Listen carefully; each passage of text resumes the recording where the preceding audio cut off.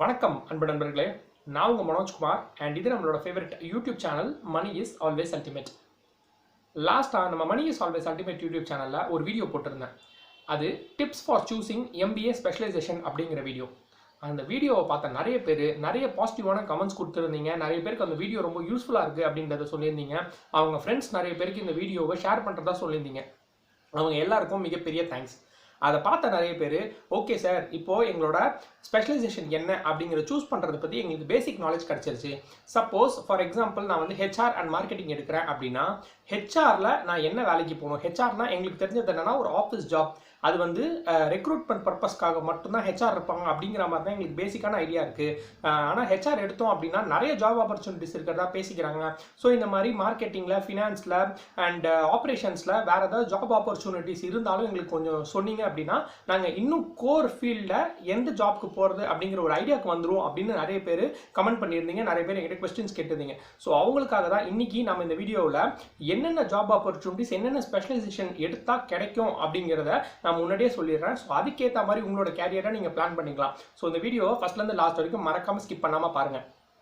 Suppose நம்ம சேனலுக்கு நீங்கள் ஃபஸ்ட் டைம் விசிட்டராக இருந்தால் மறக்காமல் நம்ம சேனலுக்கு சப்ஸ்கிரைப் பண்ணிவிட்டு பக்கத்தில் இருக்க அந்த பெல் ஐக்கானை கிளிக் பண்ணி விட்டுருங்க. அப்போ தான் புதுசாக நான் எப்போ வீடியோ போட்டாலும் உங்களுக்கு அஃபிஷியல் நோட்டிஃபிகேஷன் வரும். வாங்க கண்டென்ட் கொள்ள போகலாம். Carrier opportunities after MBA degree, இதுதான் இன்னைக்கு நம்ம எடுத்திருக்க தலைப்பு. இதில் நான் வேரியஸ் ஸ்பெஷலைசேஷன்ஸ் படிக்க போகிறேன். இந்த ஸ்பெஷலைசேஷனில் பர்டிகுலராக என்ன ஜாபில் போய் நான் உட்காரணும் அப்படின்றத டிசைட் பண்ணுறதுக்கான ஒரு யூஸ்ஃபுல்னஸ் தான் இந்த வீடியோ. முதல் ஸ்பெஷலைசேஷனாக நம்ம டிஸ்கஸ் பண்ண போகிறது என்னென்னா ஹெச்ஆர் ஸ்பெஷலைசேஷன். இந்த ஹெச்ஆர் ஸ்பெஷலைசேஷனை பற்றி நான் ஆல்ரெடி சொல்லியிருக்கேன். மேக்ஸிமம் காலேஜஸில் கண்டிப்பாக ப்ரொவைட் பண்ணக்கூடிய ஒரு ஸ்பெஷலைசேஷன், மேக்ஸிமம் கேர்ள்ஸ் சூஸ் பண்ணக்கூடிய ஒரு ஸ்பெஷலைசேஷன் அப்படின்றத நான் சொன்னேன். இந்த ஹெச்ஆர் ஸ்பெஷலைசேஷன் அப்படின்னு சொல்லிட்டு பார்த்தீங்க அப்படின்னா மெயினாக ஒரு 5-6 ரோல்ஸ் வந்து நீங்கள் உங்கள் கேரியராக சூஸ் பண்ணிக்கலாம். முதல் ரோல் என்னன்னு பார்த்தீங்கன்னா ரெக்ரூட்மெண்ட் ரோல். ரெக்ரூட்மெண்ட் அப்படிங்கிறது எல்லாருக்குமே தெரியும். வேலைக்கு ஆள் எடுத்து தரது இந்த ரெக்ரூட்மெண்ட் ரோல். இது வந்து 2 டைப் சொல்லலாம். ஒன்று, உங்கள் கம்பெனிக்கே நீங்கள் எம்ப்ளாயிஸை செலக்ட் பண்ணி கொடுத்தீங்கன்னா அது ஃபர்ஸ்ட் டைப். செகண்ட் திங் என்ன அப்படின்னு சொல்லிட்டு பார்த்தீங்கன்னா, சப்போஸ் உங்களோட கிளைண்ட்டுக்கு, அதாவது தேர்ட் பார்ட்டி கம்பெனிக்கு நீங்கள் ஆளுங்களை ரெக்ரூட் பண்ணியும் கொடுக்கலாம். இதில் பேசிக்காக கவனிக்க வேண்டிய விஷயம் என்னன்னு சொல்லிட்டு பார்த்தீங்கன்னா, ஜாப் ஆப்பர்ச்சுனிட்டிக்கான போஸ்டர், அதாவது அட்வர்டைஸ்மெண்ட் ரெடி பண்ணுறதுலேருந்து ஃபைனல் ஸ்க்ரீனிங் முடிச்சு அவங்களுக்கு ஆஃபர் லெட்டர் தர வரைக்கும் எல்லாமே உங்களோட பொறுப்பாக தான் இருக்கும். முதல்ல இந்த ஜாபுக்கான எலிஜிபிலிட்டி கண்டிஷன்ஸ் எல்லாம் ஃப்ரேம் பண்ணிவிட்டு அது வந்து எய்தர் இன் நியூஸ் பேப்பர்லையோ இல்லை சோஷியல் மீடியாலையோ ஆர் த்ரூ ரெஃபரன்ஸ்லையோ நீங்கள் போஸ்ட் பண்ணிவிட்டு அதுக்கான அப்ளிகேஷன்ஸ், அதாவது ரெஸ்யூம் எல்லாம் கலெக்ட் பண்ணணும். ரெஸ்யூம்ஸை ஸ்க்ரீன் பண்ணி செலெக்ஷன் ப்ராசஸ் நடத்தி அதுக்கப்புறம் either in terms of your company, age, experience, salary expected இதெல்லாம் வச்சு ஃபில்டர் பண்ணி பர்டிகுலர் கேண்டிடேட்டை செலக்ட் பண்ணி கொடுக்குற வரைக்கும் இந்த ரெக்ரூட்மெண்ட் ரோலோட வேலை. இதுதான் ஃபர்ஸ்ட் போஸ்ட். செகண்ட் போஸ்ட் என்ன அப்படின்னு சொல்லிட்டு பார்த்தீங்கன்னா, அதுதான் பேரோல் மேனேஜர் அப்படின்னு சொல்லுவாங்க. பேரோல் மேனேஜர் அப்படின்னா என்னன்னா, இன் சிம்பிள் டேர்ம் சொல்லணும்னா சம்பளம் போடுறது அப்படின்னு சொல்லிட்டு சொல்லலாம். சம்பளம் போடுறது இந்த சென்ஸ் ஈஸி தானே. ஒரு எக்ஸல் ஷீட் இருந்தது அப்படின்னா, எம்ப்ளாயிஸோட டீட்டெயில் இருந்ததுன்னா அவங்க எத்தனை நாள் வந்திருக்காங்க அப்படின்றத பார்த்து சேலரியை கிரெடிட் பண்ணி விட்டுறலாம் அப்படின்னு நினைக்கிறீங்க. பட் ஆனால் அது வந்து கொஞ்சம் டஃப்பான டாஸ்க் தான். அதுக்கு தான் நிறைய கார்பரேட்ஸ் வந்து அந்த செக்ஷன்லேயே நிறைய ஹெச்ஆர் மேனேஜர்ஸை ரெக்ரூட் பண்ணி வச்சிருப்பாங்க. பேஸ்ட் அப்பான் ஏஜ், உங்களுக்கு பிஎஃபோட நாலேஜ் இருக்கணும், கவர்மெண்ட்டோட ரூல்ஸ் அண்ட் ரெகுலேஷன் பற்றி தெரிஞ்சிருக்கணும், அண்ட் ஆப்சன்டிசம் ரேட்னா என்னன்னு தெரிஞ்சிருக்கணும். அவங்க எடுத்த லீவ் வந்து எல்ஓபியில் வருமா இல்லைனா சிஎல்ல வருமா, சிக் லீவ்ல வருமா அப்படிங்கிற பேசிக் நாலேஜ் உங்களுக்கு தெரிஞ்சிருக்கணும். ஸோ இதெல்லாம் தெரிஞ்சால் மட்டும்தான் நீங்கள் இந்த பேரோல் மேனேஜர் ஆக முடியும். ஸோ சப்போஸ் நீங்கள் பேரோல் மேனேஜருக்கு தான் ஃபியூச்சர் ட்ரை பண்ணுறீங்க அப்படின்னா இப்போவே அதுக்கான பேசிக் நாலேஜை டெவலப் பண்ணிக்கோங்க. அண்ட் அதுக்கான கோர்சஸ் ஏதாவது இருந்தால் தேடி கண்டுபிடிச்சி படிங்க. மூணாவது என்ன அப்படின்னு பார்த்தீங்கன்னா, training manager. Training manager also one of the HR manager அப்படின்னே சொல்லலாம். இந்த ட்ரைனிங் மேனேஜர் என்ன பண்ணுவாங்க அப்படின்னா, நான் ஃபர்ஸ்ட் சொன்ன மாதிரி ஆளுங்களை ரெக்ரூட் பண்ணி ரெக்ரூட்மெண்ட் மேனேஜர் வந்து கம்பெனிக்கு கொடுத்துருவாங்க. அவங்க வந்த உடனே ஃபர்ஸ்ட் 1 வீக்கோ 3 டேஸோ ஆஸ் பர் கம்பெனி நார்ம்ஸ் நம்ம என்ன பண்ணுவோம்னா ட்ரைனிங் கொடுப்போம். இந்த ட்ரைனிங் என்னவா இருக்கும்னா, அவங்க என்ன ரோல்ஸ் அண்ட் ரெஸ்பான்சிபிலிட்டிஸ் இந்த கம்பெனியில் எடுத்துக்க போகிறாங்க, ப்ளஸ் இந்த கம்பெனியோட ரூல்ஸ் என்ன, அண்ட் அவங்களுக்கான எலிஜிபிலிட்டிஸ் என்ன, அவங்களுக்கான காம்பன்சேஷன் நம்ம என்ன தரப்போகிறோம், இதெல்லாம் தான் இந்த ட்ரைனிங் மேனேஜர்ஸ் அவங்களுக்கான ட்ரைனிங்காக கொடுக்க போகிறீங்க. ஸோ இதுக்கு பேசிக்காக கம்யூனிகேஷன் ஸ்கில் ரொம்ப ஸ்ட்ராங்காக இருக்கணும். ப்ரெசன்டேஷன் ஸ்கில் உங்ககிட்ட ரொம்ப ஜாஸ்தியாகவே இருக்கணும். ஸோ இதெல்லாம் இருந்தது அப்படின்னா நீங்கள் ஒரு ட்ரைனிங் மேனேஜர் ஆகிறதுக்கு நிறைய வாய்ப்பு இருக்குது. நாலாவது என்ன அப்படின்னு சொல்லிட்டு பார்த்தீங்கன்னா காம்பன்சேஷன் மேனேஜர் அப்படின்னு சொல்லுவாங்க. காம்பன்சேஷன் என்னன்னா அப்பார்ட் ஃப்ரம் சேலரி அவங்களுக்கு என்னென்ன பெனிஃபிட்லாம் தரது அப்படிங்கிறது இந்த காம்பன்சேஷன் மேனேஜரோட பொறுப்பு. ஃபார் எக்ஸாம்பிள் ஒரு கம்பெனியில் ஒரு எம்ப்ளாயி இருக்காங்க, அவங்களுக்கு வந்து ஆக்சிடென்ட் ஆயிடுச்சு அப்படின்னா அவங்க ஹாஸ்பிட்டல் பில்லை கம்பெனி ஏற்றுக்கிற மாதிரி இருக்கும். சில கம்பெனிஸில் 50% ப்ரொவைட் பண்ணுற மாதிரி இருக்கும். சில கம்பெனியில் வந்து ஹெல்த் இன்சூரன்ஸ் மூலமாக அதை காம்பன்சேஷன் வாங்கி தர மாதிரி இருக்கும். அண்ட் சில பேர் வந்து பெட்டராக பர்ஃபார்ம் பண்ணாங்க அப்படின்னா அவங்களுக்கு மானிட்டரி பெனிஃபிட், நான் மானிட்டரி பெனிஃபிட்லாம் கொடுக்குற மாதிரி இருக்கும். இது எல்லாமே இந்த காம்பன்சேஷன் மேனேஜர் அந்த ரோல் கீழே வருது. ஸோ இதுக்கு நீங்கள் எம்ப்ளாயி காம்பன்சேஷன் அப்படின்னு சொல்லிட்டு என்னெல்லாம் இருக்குது, ஒவ்வொரு கம்பெனிக்கு அது எப்படி வேரி ஆகுது, கார்பரேட்ஸோட கல்ச்சர் என்ன, அது எல்லாத்தையுமே நீங்கள் முன்னாடியே படித்து வச்சுட்டீங்க, முன்னாடியே தெரிஞ்சுக்கிட்டீங்க அப்படின்னா இந்த ரோலில் போய் உட்கார்றதுக்கு ரொம்ப வசதியாகவே இருக்கும். நெக்ஸ்ட் என்ன பார்த்தீங்கன்னா எம்ப்ளாயி ரிலேஷன்ஷிப் மேனேஜர்.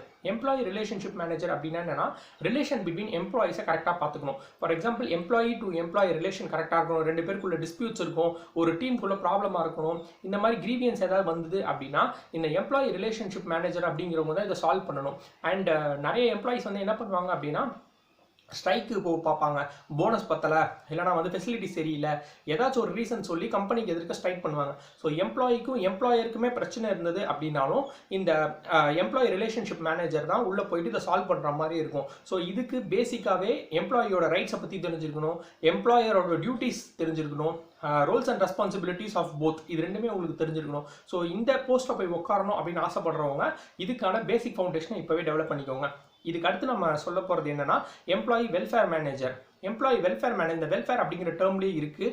எம்ப்ளாயிஸ்க்கு என்னென்னலாம் பேசிக் கம்யூனிட்டிஸ் ப்ளஸ் கம்பெனி என்னென்னலாம் பெனிஃபிட்ஸ் எக்ஸ்ட்ராவாக செஞ்சு கொடுக்கணும். ஃபார் எக்ஸாம்பிள் வந்து clean toilets, drinking water facility, இதெல்லாம் நீங்கள் நிறைய படிச்சிருப்பீங்க அப்படின்னு நினைக்கிறேன். ஸோ இந்த ஃபெசிலிட்டிலாம் கரெக்டாக இருக்கா? And apart from that suggestion பாக்ஸோ இல்லைனா வந்து க்ரீச்சோ வேறு என்ன எக்ஸ்ட்ரா ஃபெசிலிட்டிஸ் வந்து எம்ப்ளாயிகிட்ட இருந்து எதிர்பார்க்குறாங்க அப்படின்றத முன்னாடியே தெரிஞ்சுக்கிட்டு இது நெக்ஸ்ட் லெவலுக்கு போய் ஸ்ட்ரைக்காக மாறுறதுக்கு முன்னாடி இந்த எம்ப்ளாயி வெல்ஃபேர் மேனேஜர் அப்படிங்கிறவங்க சால்வ் பண்ணி கம்பெனி வந்து ஸ்மூத்தாக ரன் பண்ணுறதுக்கு ஹெல்ப் பண்ணுவாங்க. ஸோ இதெல்லாம் தான் இந்த ஹெச்ஆர் கோர்ஸ் எடுத்தவங்க சூஸ் பண்ண போகிற ரூல்ஸ். நான் ஒரு வாட்டி சொல்லிடுறேன்.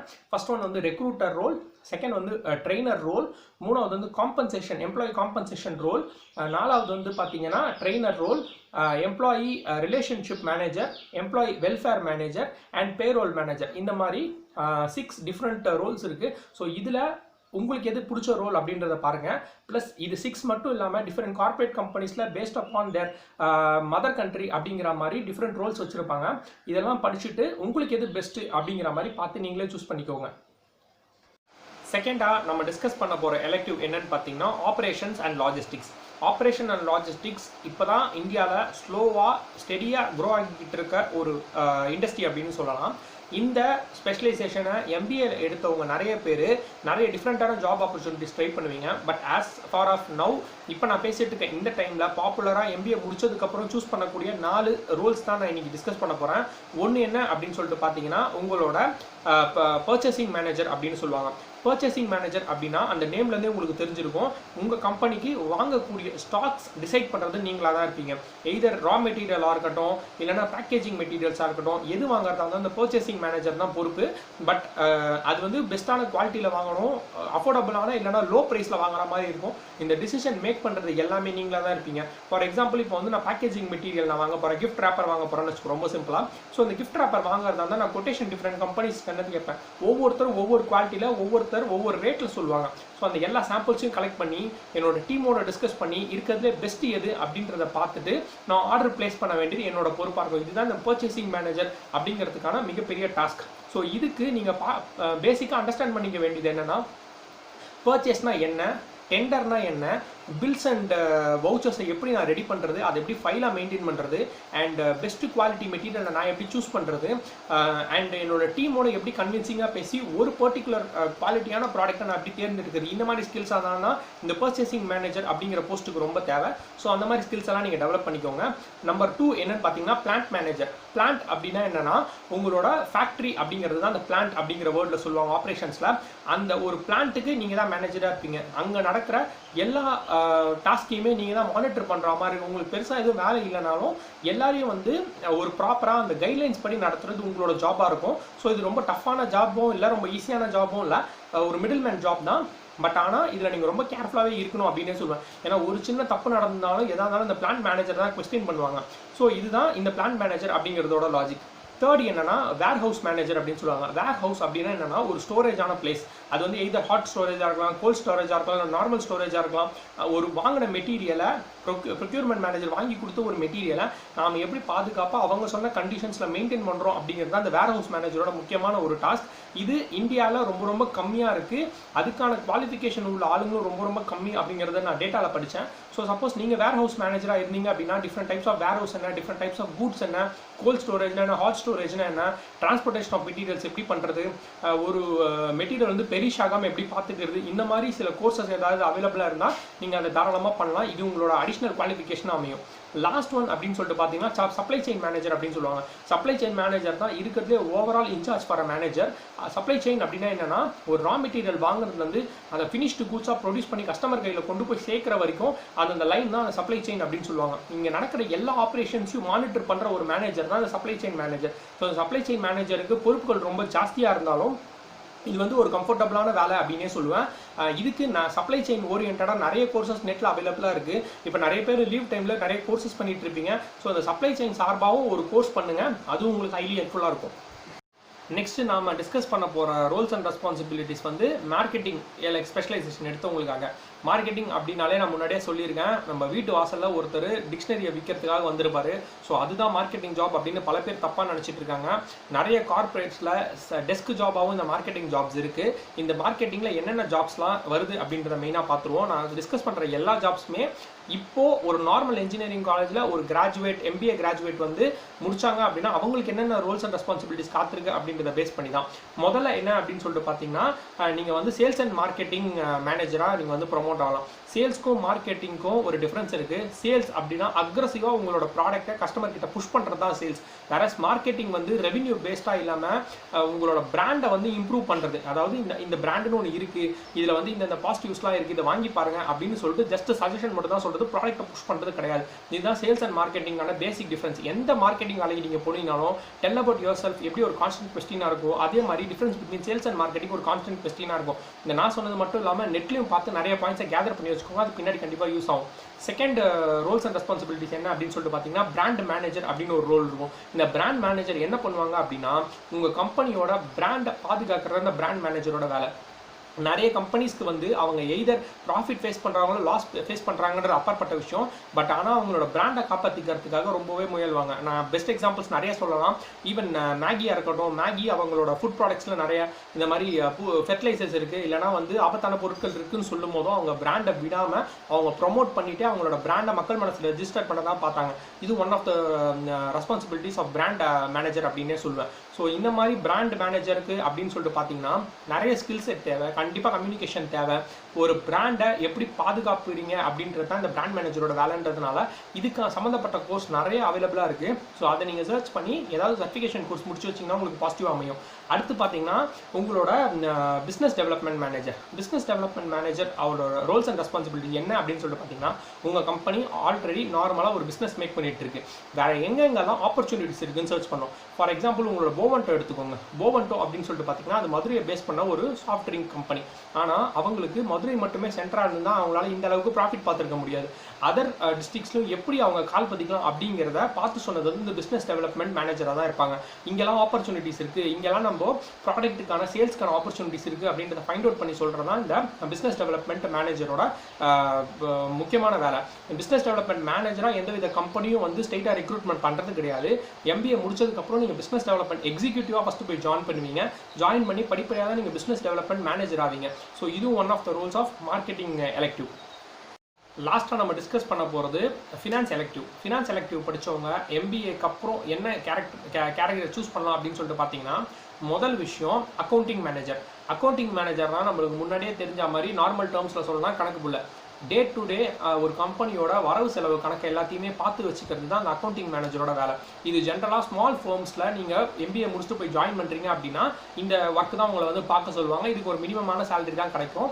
இதுக்கப்புறம் நீங்கள் சூஸ் பண்ணணும் ஒரு கார்பரேட் கம்பெனி லெவலுக்கு நான் போகணும் அப்படின்னா அங்கே வந்து ஃபினான்ஷியல் அனலிஸ்ட்டாக ஜாயின் பண்ணலாம். நிறைய கம்பெனிஸ் இருக்குது. இன்ஃபோசிஸாக இருக்கட்டும், விப்ரோவாக இருக்கட்டும், டிசிஎஸ்ஸாக இருக்கட்டும், சிடிஎஸ்ஸாக இருக்கட்டும், எல்லா கம்பெனியுமே என்ன பண்ணுறாங்க அப்படின்னா ஃபினான்ஷியல் அனலிஸ்ட் போஸ்ட்டுக்கு எம்பிஏ முடிச்ச பசங்களை எடுக்கிறாங்க. எடுத்துட்டு அவங்களுக்கு என்ன ரோல்ஸ் அண்ட் ரெஸ்பான்சிபிலிட்டிஸ் இருக்கும் அப்படின்னு சொல்லிட்டு பார்த்தீங்கன்னா அவங்க ஃபியூச்சர் ப்ரெடிக்ட் பண்ணுற மாதிரி இருக்கும். ஃபியூச்சரில் நம்ம கம்பெனிக்கு எவ்வளோ லாஸ் வரா மாதிரி இருக்குது, இல்லைனா எவ்வளோ ரெவென்யூ ஜென்ரேட் பண்ணுற மாதிரி இருக்குது, இல்லை எவ்வளோ எக்ஸ்பெண்டிச்சர் நம்ம ஃபியூச்சரில் பண்ணுற மாதிரி இருக்கும். ஸோ இதெல்லாம் முன்னாடியே ப்ரெடிக்ட் பண்ணி சொல்ல வேண்டியது தான் இந்த ஃபினான்ஷியல் அனலிஸ்ட்டோட வேலை. இவங்க என்ன பண்ணுவாங்க அப்படின்னா monthly report, quarterly report, half yearly report, annual report of ஃபினான்ஸை இது பண்ணிவிட்டு நம்ம கம்பெனியோட ஸ்டேட்டஸ் எங்கே இருக்குது அப்படின்ட்டு செக் பண்ணுறதுக்கு உதவுறது தான் இந்த ஃபினான்ஷியல் அனலிஸ்ட்டோட ஒர்க்கு. ஸோ இந்த ஃபினான்ஷியல் அனலிஸ்ட்டுக்கு மேஜரான போர்ஷன் வந்து எப்போ வந்து ஓப்பனிங் இருக்கும் அப்படின்னு சொல்லிட்டு பார்த்தீங்கன்னா ஆகஸ்ட் செப்டம்பர் மந்தில் கண்டிப்பாக இருக்கும். இந்த கொரோனா சீசனில் நம்மளால சொல்ல முடியாது, பட் ஜென்ரலாக ஆகஸ்ட் செப்டம்பர் மந்தில் கண்டிப்பாக ஓப்பனிங்ஸ் இருக்கும். அது ஜென்ரலாக த்ரூ ரெஃபரன்ஸ் தான் எடுக்கிறாங்க. நியூஸ் பேப்பர் ஆட்லையோ இல்லாட்டி வந்து வேறு எதுவும் பேம்ப்ளெட் மாதிரி கொடுத்து ஆளுங்களை எடுக்கிறது கிடையாது. ஒன்று நீங்கள் உங்கள் ரெஃபரன்ஸை ஸ்ட்ராங் பண்ணிக்கோங்க, அப்படி இல்லைனா ஆன் த ஜாப் சைட்ஸ் நீங்கள் நிறைய பாருங்கள், அதில் அவங்களுக்கான போஸ்டர்ஸை வெளியிடுறாங்க. இந்த வீடியோவில் நாம் ஹெச்ஆர், ஃபினான்ஸ், மார்க்கெட்டிங் அண்ட் ஆப்ரேஷன்ஸை பற்றி என்னென்ன ஜாப்ஸ் எல்லாம் நீங்கள் எம்பிஏ முடிச்சோடனே போய் ஜாயின் பண்ணலாம் அப்படிங்கிறத நான் சொல்லியிருந்தேன். இந்த வீடியோ உங்களுக்கு யூஸ்ஃபுல்லாக இருந்திருக்கும் அப்படின்றத நம்புறேன். இந்த வீடியோ உங்களுக்கு பிடிச்சிருந்தா லைக் பண்ணுங்கள், ஷேர் பண்ணுங்கள், கமெண்ட் பண்ணுங்கள். மறக்காம money solves ultimate YouTube channel subscribe பண்ணிவிட்டு பக்கத்தில் இருக்கிற பெல் ஐகானையும் கிளிக் பண்ணி